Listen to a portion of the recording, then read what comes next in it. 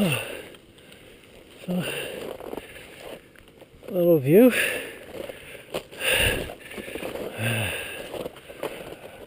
Bull Valley, YouTube Bull Valley. And yeah, over there, I don't know if you can see. I'll try to walk a little bit better. But right over there, it's the Lac ski hill. Well, one of the side. It has some stuff on the other side, and there's a few mountains that you can do.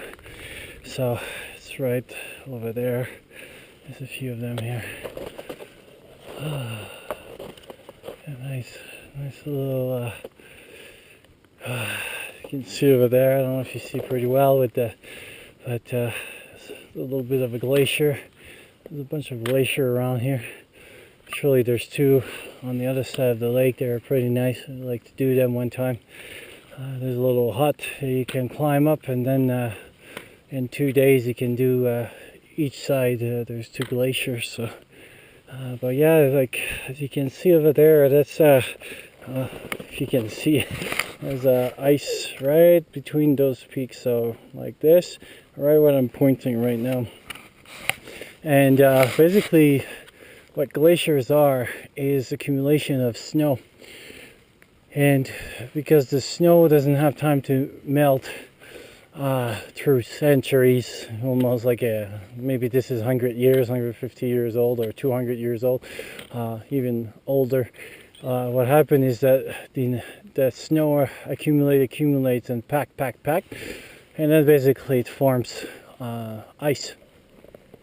And it's like big ice, and what happened after that is slowly it moves along the terrain, coming down a little bit, and that's where a crevasse will form. So just like a Snicker bar, if you crack the Snicker bar on each side depending on the terrain, so if the terrain goes like this and you take your Snicker bar, you'll see the lines. This is basically what crevasse is. If your terrain will go in a valley like this, the ice would kind of go faster than it spreads, so then you would have like crevasse like this, just like a Mars bar or a Snicker bar. So that's what glaciers are. And we'll continue over here. We're almost there. So. I think I talked about that before, but there's a nice little spot here to do it. But I'm doing right now what we call the rest step. So as you can see, this leg is straight, and this one is bent. Look as I transfer my weight. This one becomes straight. This one becomes bent. Obviously, right now, just for the demonstration, I'm exaggerating my move. But by doing this in a certain elevation and mashing, so you see as I have a beat, boom, boom, boom, boom. If you do that and match your breathing with this, especially when it gets tight, it doesn't show much, but at the end of the day, you have a little bit more energy, and you're not as tired. A lot of people, the problem is that when they climb hills like this, they try to keep the same speed when they go up, or they try to go too fast. And it's more about saving your energy and having the proper technique. And as with this technique, maybe you slow down in speed, but because you can continue walking without taking breaks every like 2 or 3 minutes, basically at the long run you're faster. A little bit like the rabbit and the turtle story fable. So yeah, right now that's what I'm doing the rest step. So you see, like if I would be walking normally, this is pretty much the speed, but with the rest you see, you slow down a little bit, but not that much, and it says it's a rest step. So while my leg is fully extended, what it does is that it transfers my weight to my bone, not so much on the muscle, because obviously if your leg is bent, this muscle will work. But if you like this, your weight will be on your bone. But obviously, I cannot walk straight because that's pretty much what I would look like.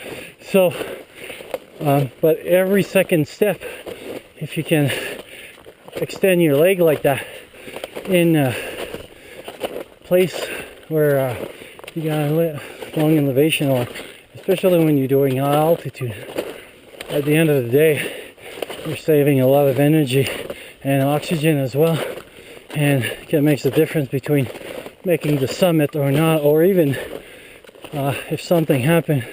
So right now, if I would get injured or something, or if somebody else would be injured, then I have enough energy to help them. But if you're exhausted before you can do anything, then that's not so good. As you can see, we arrived.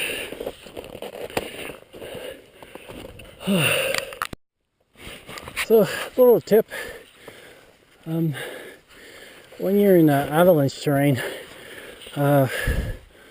sometimes they say, oh yeah, to evaluate the snow and everything, and they kind of went away from that concept, but it doesn't stop that when you come to a place like this where you can see, I don't know if you can see very nicely, but there's different layers, and actually I'll try to point them. There's different layers in that snow, so just with a little stop like this, you know, and as you drink a glass of water or something, you can evaluate what it looks like. So as you can see, I can put my thing and see, oh, see that layer right there? Yeah, that's the weak layer. So right there, where my stick is the weak layers. So if I would be putting some pressure on this, it's crumbling, but if I would be putting some pressure on this, that's probably where the layer, so basically that would be that much of avalanche kind of going. As you can see, the snow is kind of granular, it looks like sugary, so that's a very unstable snow because it doesn't compact. But yeah, so let's see the different layers, and basically the different layers that right now I'm pointing my see, this is a little bit harder. So when you check layers, actually I'll do it here, but when you check the layers, you check how many fingers that it takes to go in and how hard it is. So this here is one storm and a change in the temperature. So basically it's probably like snow that fell over here, and there something else happened, so there was a difference in the temperature and stuff. And then after that, there's another one right there. You see how this is, well, it's maybe hard to see on the camera, but you can pretty much see from my point of view here that this is one layer. So basically we got like one storm, two storm, and here is kind of another layer there. So there was a little bit more snow that fell that day, and again changing the temperature and stuff, and then you get another one right over there. So all those different layers, this is what creates the instability in the snow when we're talking about avalanche. So what it's important to understand about avalanche is that, and actually this is a good example. So you see the rocks over here, all summer that rock and all the ground around got heated by the sun and everything. So it's gonna release some heat this way, and then whatever weather, so if it's -10, -30 or whatever, between the layers of the snow will create another strain, and this is what it creates those layers, because it's going to change the snow that it is. So it'd be so cool if you guys could see, Pusnia could see, is that right now that snow is totally different than this here, which is like little balls, and it feels like sugary, and here it's more like regular snow because this one has not been transferred. So as you can see, just by stopping and evaluating something like this, you don't need to dig a pit and stuff, but it tells me a little bit what's going on in the condition of snow and stuff. And right now, the avalanche conditions are very stable in most places because of this, because we've been having kind of crappy, and as you can see, even if I press here, it takes a lot of energy to go. But if any change or temperature or anything kind of change, or this thing gets very loaded, there's a very weak layer right over there with my stick went, and basically all this now, and imagine this over like a few meters or a few feet, and this is what you have as an avalanche.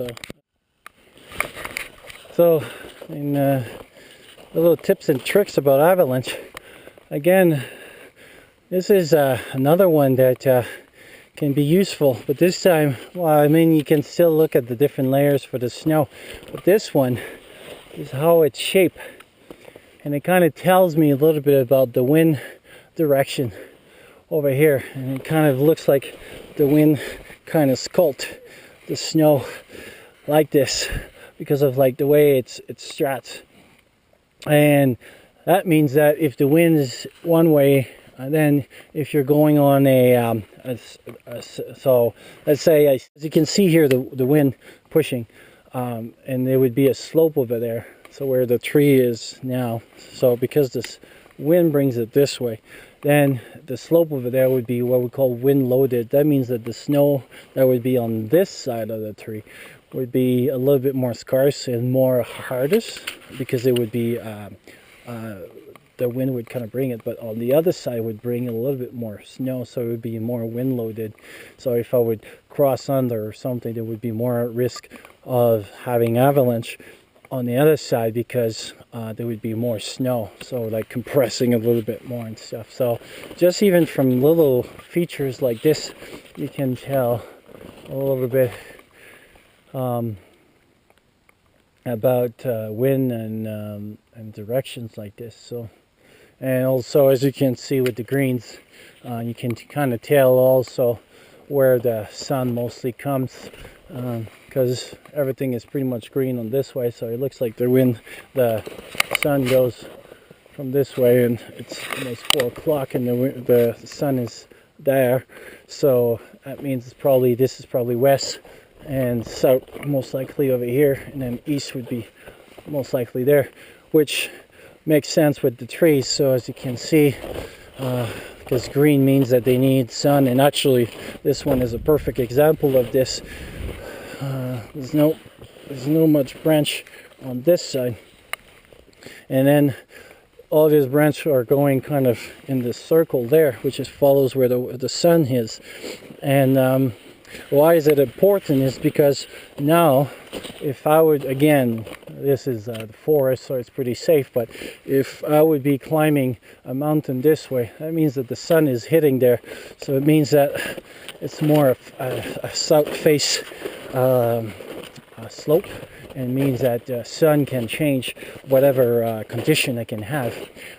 So it's always important to know the wind direction, the sun as well, and all this from little features like this. And again, here you can kind of see, and it works with the other one, so it looks like there's a corridor of wind coming from this side, kind of hitting this way. So little tricks and trades.